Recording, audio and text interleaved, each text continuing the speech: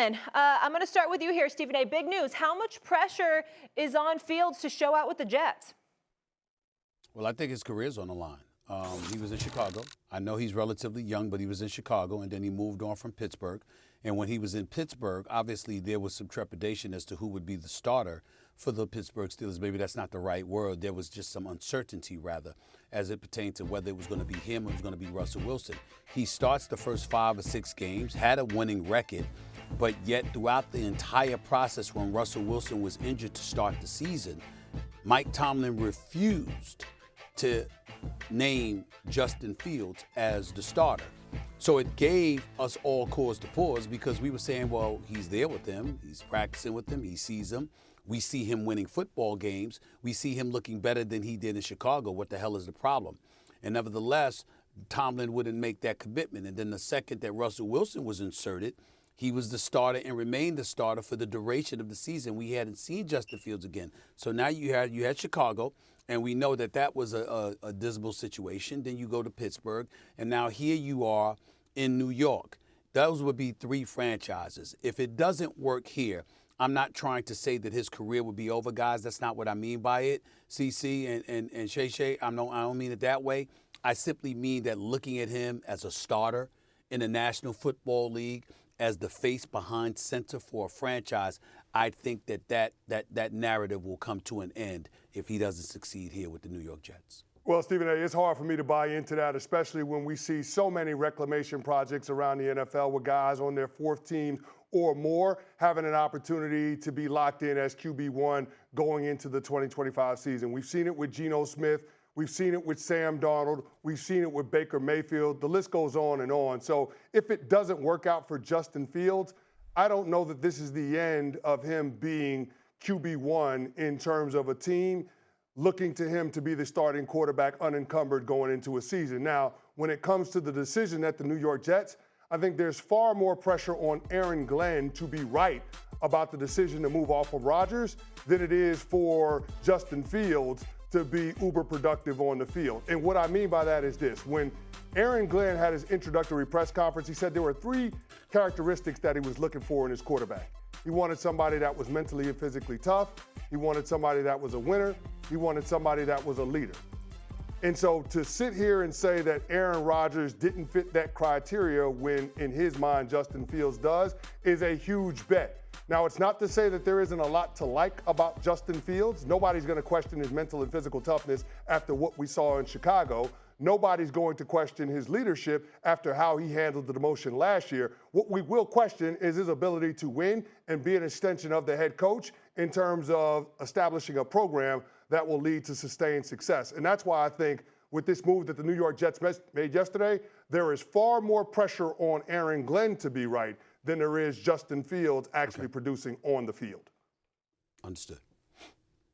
Yeah, I kind of agree with kind of both of you guys what you said, because if he doesn't get it right at the Jets, when was the last time the Jets did get it right with a quarterback? When was the last time Chicago got it right with a quarterback? And we didn't see enough of him, only 6 games in Pittsburgh, so we really don't know. A lot of what you said, Canty, is true. You look at Baker Mayfield, he had some success early in Cleveland, not so much late. And then he goes to Carolina and he didn't look good. The same thing with Sam Darnold. Didn't have success at the Jets. He goes to Carolina. He didn't look well. He was a backup, and now he goes and he parlays that into a $100 million contract. But I think it's time for Justin Fields to show that he was the 11th pick in the draft 5 years ago, and now it's time for him to show that he is a competent quarterback. He missed some reads. Look, I'm not here to say that he was well coached in Chicago, because we don't believe that he was.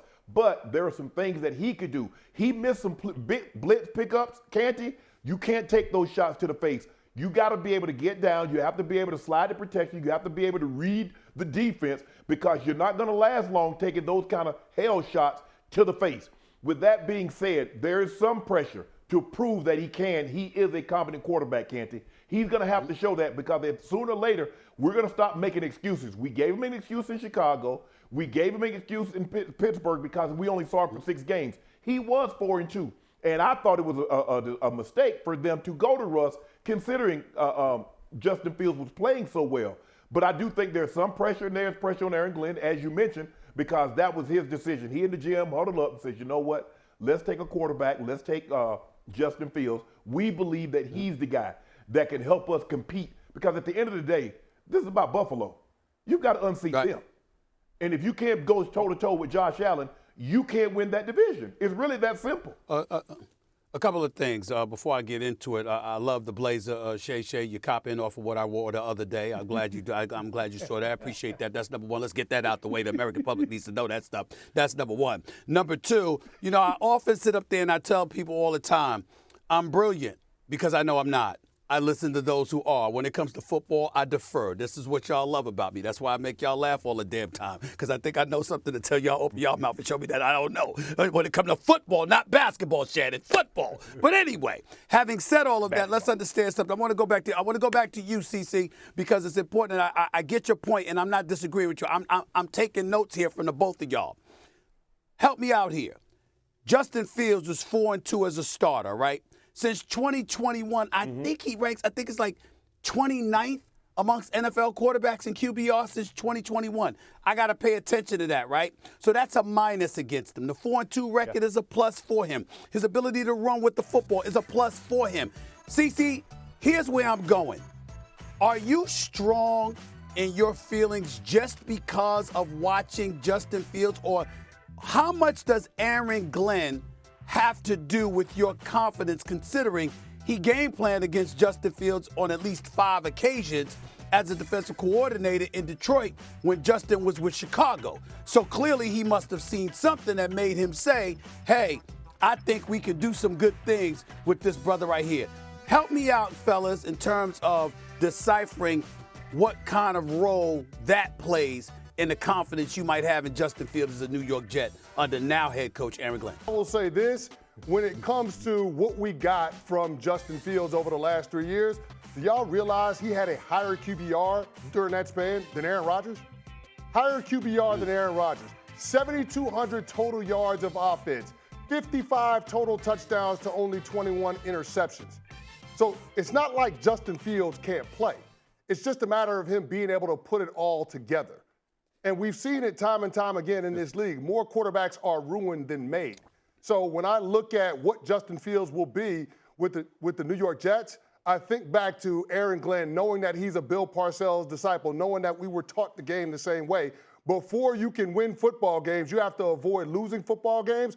I believe that the coaching staff, Aaron Glenn and all of those guys with the New York Jets, will keep Justin Fields out of situations where he will give the game away, similar to what we saw through the first third of the season in Pittsburgh with Fields in 2024.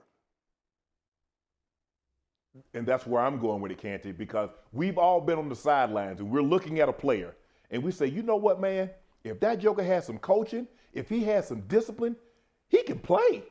And I believe that's what Aaron Glenn, when he was standing across the field, he's looking at him, he's looking at an undisciplined player that wasn't getting the greatest of coaching, and he's probably thinking to himself, man, in the right system, with the right coach, this kid could be dangerous.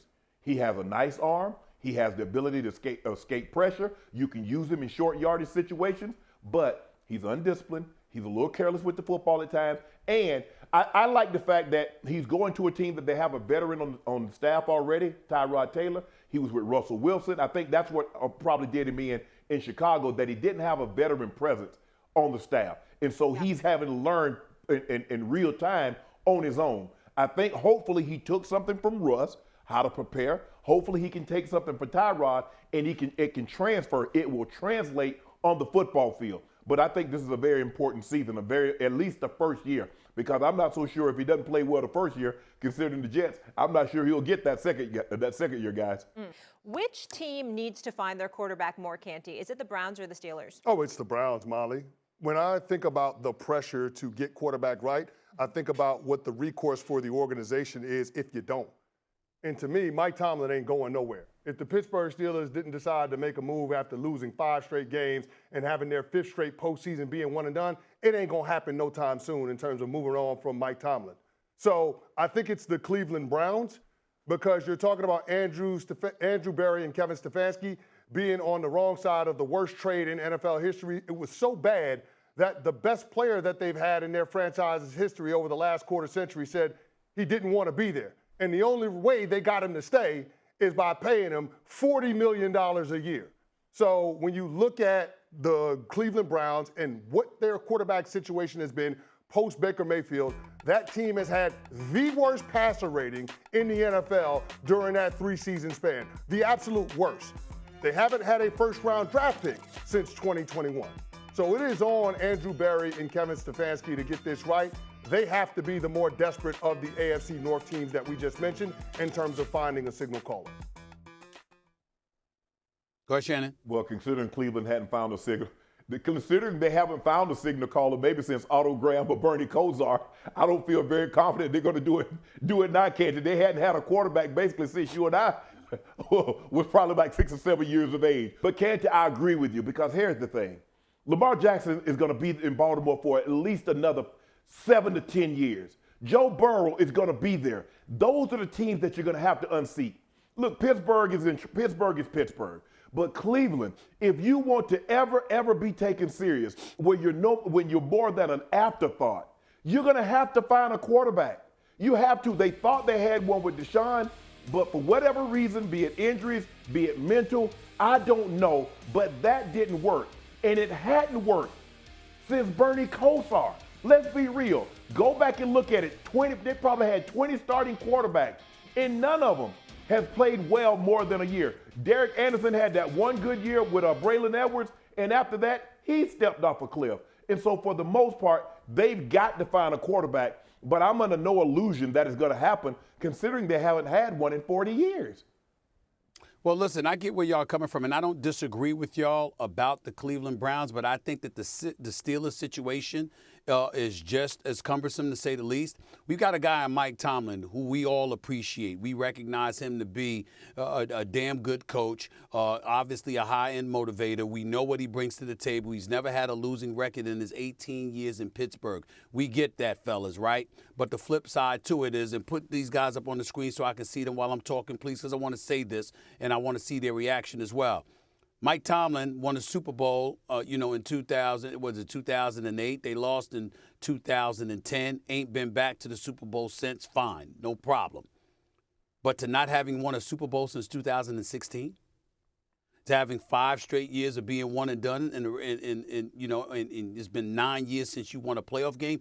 These are the Steelers we're talking about here, one of the most storied franchises in NFL history. We love Mike Tomlin. We don't want to see him go anywhere. Y'all know better than me how difficult it is to have a record that never falls below 500 over the course of 18 years. That is an accomplishment. But in the end, really, we also have to debate what level of mediocrity we want to embrace. Because when you're middle of the road, you can't really get a high-end draft pick because you didn't stake up the joint, right? And obviously you ain't winning championships, so what difference does it make? That's ultimately how people are going to look at it. When you bring up Cleveland, CeCe and Shay, here's my thing. They sort of have a reason to get away with it because we all know that was Jimmy Haslam that made the call. When you're given a quarterback, particularly with the kind of troubles or field troubles that Deshaun Watson found himself in at that particular moment in time, but then he's on the market and he gets $230 million guaranteed, the highest at the time for anybody in history. Literally, he got $230 million every year. Every dime of his contract was guaranteed. That's unheard of in the National Football League, but it happened with him. That's why Lamar Jackson tried to hold out. That's why Kyler Murray ended up getting the 189 or so that he got. That's why others came up to fray. That's why Dak Prescott ultimately got $60 million. All of this stuff. It started with Deshaun Watson's contract. We know that wasn't Berry. We know that was Jimmy Haslam. And so because it's the owner's mistake, I'm saying that sort of like buys a cushion for the Stefanskis and the Berries of the world because of the other pieces around them if the quarterback is the problem. I'm not saying it's a good thing, y'all. I'm just saying I don't see how that's much worse than the Steelers, considering that Jimmy Haslam was the one that made that call. Well, Stephen A., here's where you're wrong. Although it might have been Jimmy Haslam that signed off on trading for Deshaun Watson and giving him the contract, it wasn't Jimmy Haslam that pushed Baker Mayfield out of the door, a quarterback that had won you a playoff game during his tenure, right? This is the prime example of never messing up your for show for some more. That's exactly what the Cleveland Browns did. I'm asking, do we know that? No. I'm seriously asking, do we know that it was them that pushed Yeah, it was reported Baker that Kevin Mayfield Stef- out it was, the door. It was reported that Kevin Stefanski wanted to move on from Baker Mayfield. Yeah. Got it. Yeah. Okay. So if they had Baker Mayfield now with this current core of players in Cleveland, they'd be in good shape. But they don't. That's why I can't completely absolve the general manager and the head coach. Absolutely. And Guys, the thing is, Stephen A., you know how this works. When the CEO mess up, it's the workers below him, they take the blame. I ain't taking no blame. That's what I pay you for, to take the blame. And what is the standard? We hear Mike Tomlin say all the time, the standard is the standard. Well, in Pittsburgh now, the standard is mediocrity. Because what do we always highlight Mike Tomlin with? He's never had a losing season. That ain't worth a damn. We don't pay you to not have a losing season. We pay you the big bucks to win championships. And they haven't, as you mentioned, Stephen A., haven't won a playoff game since 2016.